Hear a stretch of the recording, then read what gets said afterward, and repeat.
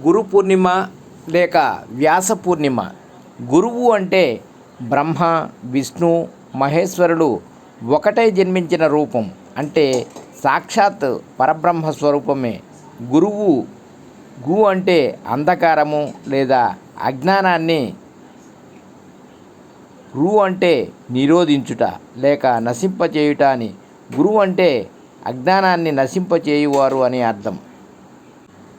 గురువు అంటే దక్షిణామూర్తి, వాల్మీకి మహర్షి, వ్యాస మహర్షి, అగస్త్య మహర్షి, మార్కండేయ మహర్షి, శంకరాచార్యులు, రామానుజాచార్యులు, మధ్వాచార్యులు, రాఘవేంద్ర స్వామి, రామకృష్ణ పరమహంస, వివేకానంద స్వామి, చంద్రశేఖరేంద్ర సరస్వతి, రమణ మహర్షి గారు, ఇంకా ఎందరో ఉన్నారు.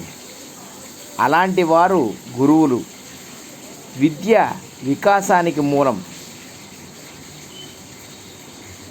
తమస్సు తొలగించి జీవనాన వృషస్సు కలిగించి శాశ్వతమైన తేజస్సు అందించేది విద్య. మాయ, అవిద్యలు మనిషిని ఆవరించి ఉంటాయి.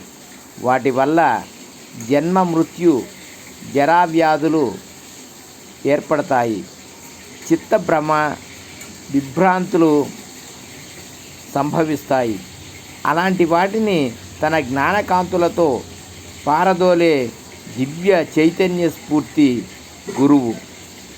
అజ్ఞానాంధకారాన్ని తొలగించి శిష్యుల అంతఃకరణాన్ని శుద్ధి చేసే మహితాత్మ స్వరూపం గురువు. జ్ఞానశక్తితో, ఉదాత్తమైన యుక్తితో శిష్యుల సందేహాన్ని నివృత్తి చేస్తూ వారి అభ్యున్నతిని ఆకాంక్షించే త్రిమూర్తుల ఆకృతి గురువు. మన పిల్లలకు ఇతిహాస పురాణాల పట్ల, ప్రాచీన సంస్కృతి సాంప్రదాయాల పట్ల అభిరుచి కలిగించుట మన కర్తవ్యం. వీటిలో కొన్నైనా సాధించగలిగితే వ్యాసుల వారి రుణం కొంతైనా మనం తీర్చుకున్నట్లు అవుతుంది. ఆ వ్యాస భగవానుని కృపకు మనం పాత్రులం కావాలి. సర్వం శ్రీకృష్ణార్పణమస్తు. సర్వే జనా సుఖినో భవంతు. లోకా సమస్త సుఖినో భవంతు. శుభం భూయాత్.